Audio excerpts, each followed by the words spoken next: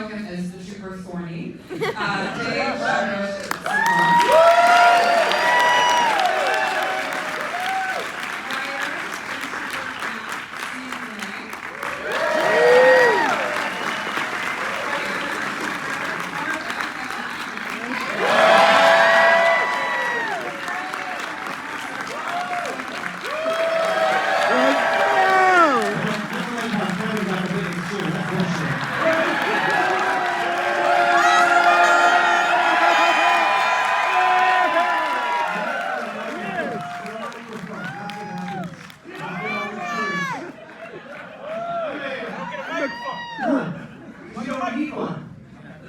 It's pretty fucking loud. Wow. What are you guys doing? Incredible, you get the biggest cheer. I find that insulting. When we first tested the movie, you got the worst scores. You know, like you test a movie and then they're like, okay, now who liked the farmer character? Da, da, da, da. Like you got a 0 score. You're the villain. You're the villain. That was the bad guy. That sounds like a terrible test. But I'm glad that, school for students on it, time at school, that you were clearly very popular. Do you know who The tested? second film. Do you know who tested the highest? Do you know who tested the highest at Super Troopers? Who did? Me.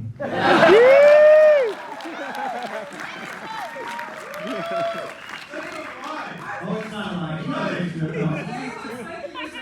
That's not true. I really thought you were going to say it was me. No. Let me test the highest with the ladies. Alright, everyone, gotta kick us off. We're like, I want to almost say take some. 1996, y'all had this incredible film, Puddle Cruiser.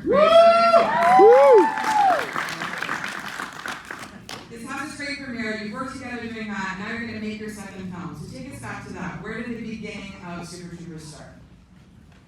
Well, we were at Sundance with Puddle Cruiser, and there were a lot of almost buys. And in fact, there was a company that offered us to release it on 500 screens, but they offered $0. And we were like, fuck off, we're going to do better than that. And we didn't. That was $0 in 1995. So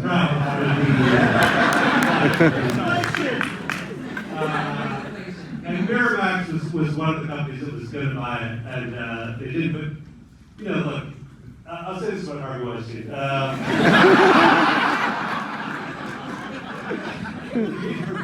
He's a rapist with a hell of a fucking good taste in film. You see down with Mr. Ripley. So he was like, I'm buying your next movie. And he said, and I said, great. So we met with this head of production, this guy Jack Fletcher, and he goes, what do you want to do? And I'm like, what should we do? And he goes, I don't care. He goes, you can make a movie about a cat in space for all we care. So I went back to meet with these guys. I'm like, he said make a movie about a cat in space. So we wrote an entire treatment out for a movie called Mickleberry Cat in Space. And we went and pitched it to him. And he goes, are you fucking around with me? And I'm like, yeah? He goes, write a real movie. And we're like, okay. And then we were at a wedding in northern Vermont. And we saw these cops that pulled over like these teenagers. And it was a time of like fuck the police and NWA. And we were like, oh, that's kind of funny with these teens, like white teens are like all tough in the car, but then when the cops come, they're kind of being all nice. Yeah. And so that'll be a fun dynamic for a movie. So we went back to New York and wrote a treatment for Super Troopers. And then they said, sure, great. Hell yeah. Yeah. What was the writing process like for that treatment? Yeah. Exactly. What was the writing process like for you all? it was like bringing together every story of just every dumb thing that, like, when we would go on the road, because when we were a live comedy act, and so we'd go to other colleges and you drive around New England, and we were always crammed into Jay's car on a highway, stoned, and being like, can you imagine if you looked over there and there was a guy fucking a bear? Just a thing you laugh about and forget about. And then we were like, oh wait, like a highway patrol movie, you could just take all of these dumb things and just make them a movie. Yeah. Well, by the way, this is why you should never if you're in the film business, like, you should never pay attention to the studio. Because like the opening scene, we were like, well, this is the first time anybody's gonna meet the Highway Patrolman. This is the only time the audience will experience what it's like to be pulled over by these guys and not know who they are. But when we met with the studio about it, they were like, this opening scene, you don't really know who to root for. And so, we don't think you should do this opening scene. In fact, our idea, we're going to pitch you, is that we meet the troopers as little children at the playground. And that's how you meet their personalities. Like the five of us are playing together as children. That was the studio's big idea for the opening scene of Super Troopers, which we politely declined on. And then we brought the studio around to, or the script around to every studio in Hollywood after Miramax politely told us to fuck off. And, every single studio president would say, like, we don't really understand this movie. You've got this, there's a scene here, this, where the characters are saying meow.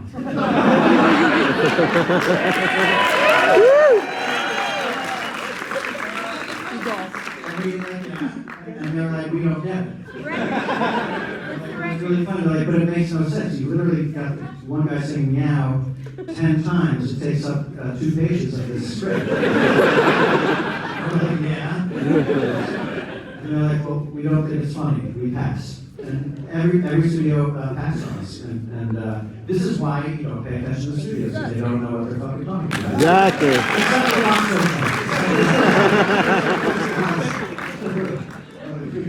Kevin, any notes from you about kind of the writing process? Well, I think, just to keep going on the story, I think the funny thing was that we didn't really know what the fuck we were doing.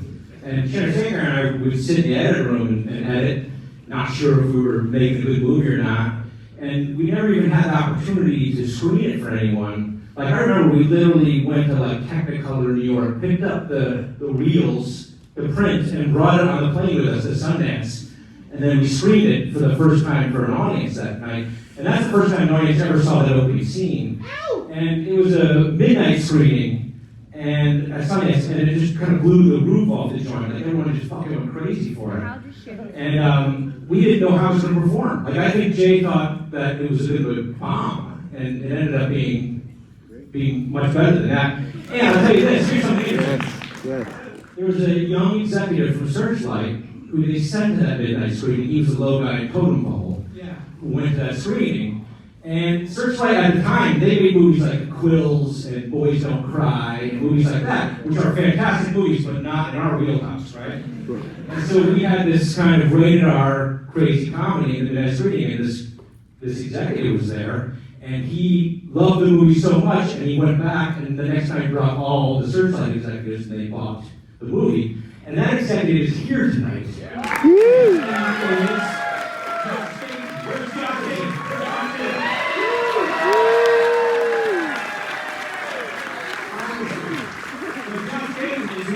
For you guys all see Super Troopers.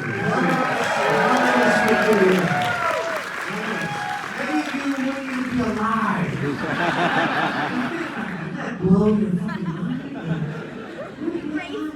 I'm so curious. I'm so curious. Just, it sounds like this audience, most people have seen this movie. Keep Has it anyone not cocky. seen this movie? Raise your hand loudly. Okay.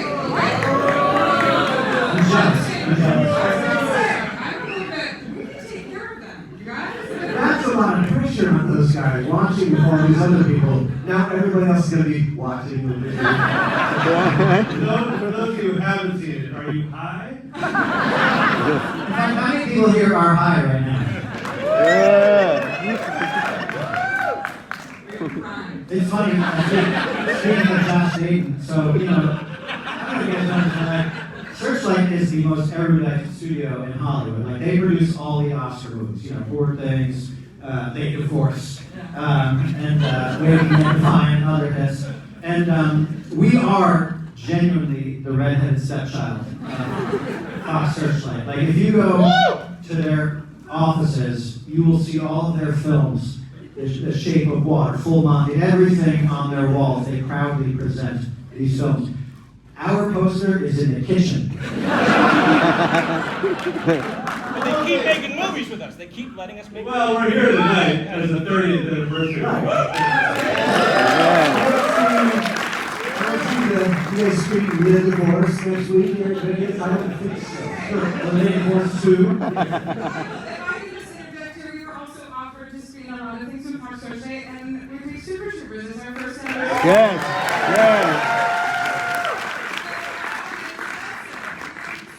We love this movie like over 20 years later. Okay, so I've got to ask, you guys actually worked together, you had your, the team for Blizzard, and then you decide you have to cast the rest of this film, and then Brian Cox is involved. Can you talk about casting Brian? But then also, like, what was it like casting anyone else that had not worked with you before? Like, what was that? I mean, like, getting Brian Cox was a miracle that we didn't know was a miracle. Like, we heard that he wanted to do it, and we were like, okay, yeah, do we know who Brian Cox is? And we were like, okay. And we were like, let's go for Bill Murray. And so I called Bill Murray's agent, and she's like, well, yeah, no problem. I'll let him know. He calls me once a month from a payphone. And if I'm not at my desk, I'm not going to talk to him until next month. So if we wait a couple months, then sure, no problem. And by the way, when he gets it, he's going to say no. Let's move on. And we eventually get Brian Cox, and he shows up, and he's a real actor. Like, he goes, I fight King Lear in St. Petersburg. I'm here with you lot. And I'm like, yeah, I know, we're terrible. It was a way for us to learn how to act, and honestly, hanging out with him. I mean, he was like, he kind of taught us to be, pretty good. But we subjected him to some bullshit he would not put up with now. After Succession, he would put up with it. Like that one night, this scene at the end of the movie where it's the ride of terror, like overnight, and they're going through the Dimpus Burger and they're trashing the front lawn. We shot most of that in like one night, overnight. And I remember Coxie was like, oh, but just tell me where my trailer is. And we're like, oh, we don't have trailers. You can rest in the back of that van over there if you want to. And we got out there all night long. And he was in that car driving around with these guys, and these guys were laughing and, just having a good time. I go, I fucked your mom, and I fucked your mom, and I fucked your mom. They were fart jokes. Fart jokes. And at one point, these guys just looked over at Brian, and he was like leaning against the window of the backseat of the car, and he was like, whatever happened to Kraft? And that was the moment where, like, holy shit, I feel bad for that guy. He's a professional. But he was great. I mean, he went fucking crazy that night, trashing Grady's from He's gonna have a fucking heart attack. It was great. I love knowing that, like, 20-year-olds, by the way, that watch Succession are going to find your movie for Brian. Like, I didn't know about this, and then Brian Cox made that connection, and then he's in this. So he's remarkable. They're remarkable in it. For those of you that have He's fantastic. You're amazing. But anyone else, the rest of the cast that maybe you hadn't worked with before, what was that process like, bringing in, again, just get them used to your rapport, maybe? I feel like a lot of people like our family and shit, like friends and stuff. Like my parents were the chicken fuckers. Like you'll see that, right? The people that call chicken fucker, and we use people's friends as parents, right? That's the way you had to do it back then, Well, your parents have been in pretty much every Broken Lizard movie. Right. And your mom's a great actress, but your dad is a fucking terrible actor. Watch the chicken fucker, see, watch how bad his father is. I'm so curious how your father tested, but we'll see. Well, the thing about my dad is that he's a judge. He was a judge for 32 years in my hometown, and a very respectful guy. And now I'll go out to dinner with him, and people will walk up to him and go, "Hey, chicken fucker!" And he's like, it was a joke. Now he's a chicken fucker. What is it like to look back on this film 23 years later? Because we're about to watch it. I mean, like, to us, it's a miracle people actually saw it. Like, we were like, I mean, it was a miracle to make a second movie. Like. Heck yeah. Because when we bought the first movie, we had a very good expectation that no news about a second movie. And everything else since then has been a little bit of a whipped cream on top. I mean, it's been pretty special. Well, yeah, I mean, like when we made Puddle Cruiser, I remember that we wrapped Puddle Cruiser. Jay and I were hugging, and he said, you know, it's possible. I don't know why that's so funny, the two of us hugging. But he said, you know. Charlie. Okay, I'll talk about the Bulls. But no, like he was like, it could be, it's probably 4 years before you make another movie. And I was like, there's no way. So Puddle Cruiser did sell, and it did take us 4 years to make Super Troopers. And the story of, it's too long to tell the story of how we got the financing for Super Troopers, but we did go to Sundance with it, and we were the first movie to sell at that year's Sundance because of Josh Dayton. And, you know, our dream always was to just make a movie and have it be in one theater. That's all anybody wanted. That would be the accomplishment of the dream. And instead, they released us on 1,800 screens. And we found that out the very next day when they bought it. This was what they were going to do. And I remember, like, fucking crying, at tears of joy at this. And then, like, the movie came out, did well in the theater, and then started to really take off on DVD. And I remember we were all walking down the street in New York City, and a guy came running out of a bar. Like, this is 3 years after the movie came out, or 2 years later, and was like, "Are you guys the Super Troopers? We love that movie. I'm the bartender here. Come in and drink for free." We're like, "Fuck yeah."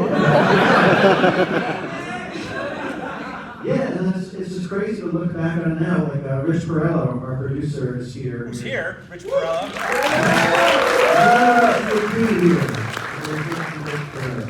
But we look back on those days, we were reminiscing today, we were like, we made Super Troopers, we were jammed into a motel, and we were bunking up in the same room. We were like doing, you know, 2 guys to a room, and the whole cast and crew was there, and we like, it was a shoestring budget. We were just, you know, building this thing, and to know that we've done Super Troopers 2 now, and just so you know, Super Troopers 3 is in the works. Yes, yes, yes. We may be asking you for money. I shall be. But it's cool to look back and see this was the beginning of the whole journey. And what I was going to say is a part of the journey you were just mentioning, this was like a DVD, like passed around. This like, well, it really feels connected to like our video store, right? Like your film became something that I was handed this DVD, like you have to fucking watch this movie, and then got your friends together. So it is also really beautiful that we get to see this in a theater and really all laugh together, considering for a while ride. I do want to actually open this up. We have time for a couple of questions. See that, and we'll get some very quick, right here. And please, questions only. I'm going to say that. Yes. So, quick question. You guys did a beer fest. Yeah. You guys did a little teaser at the end. Are you guys ever going to do a pot fest?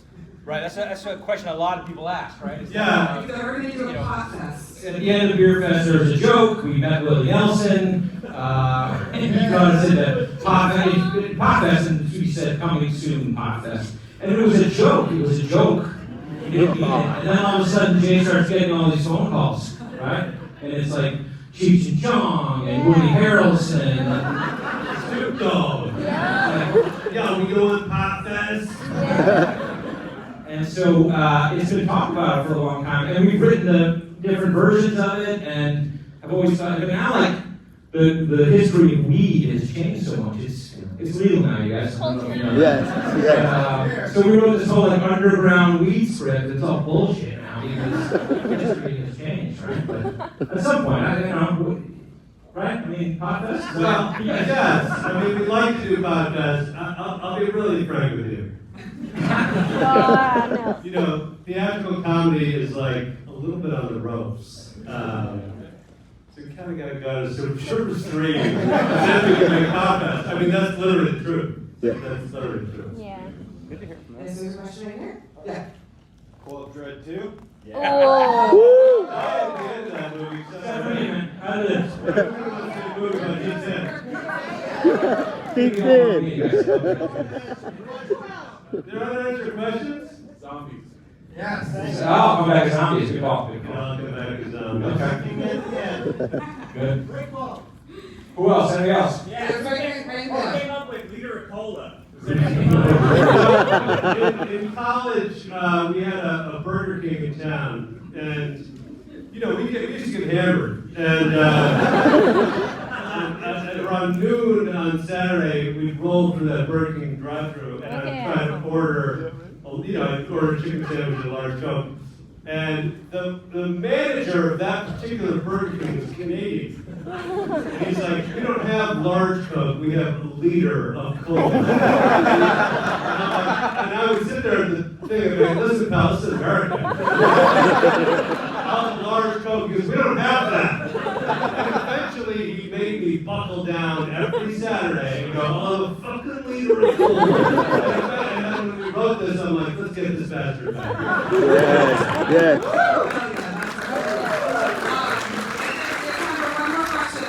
Chief Makaki. What's your favorite joke from the movie? Favorite joke from the movie, each one of you. In Super Troopers? In Super Troopers. Okay. That was a lot. I like the shenanigans show.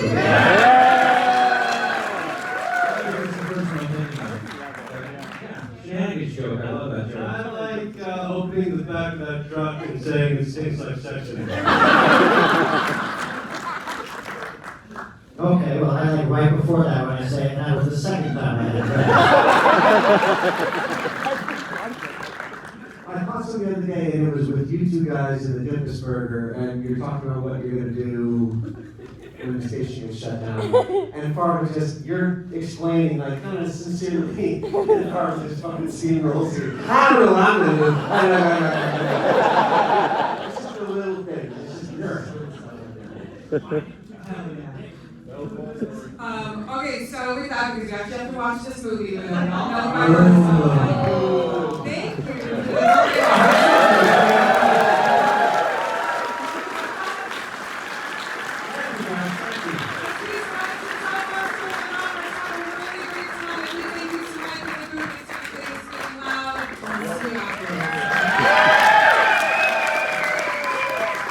Thank you, brother.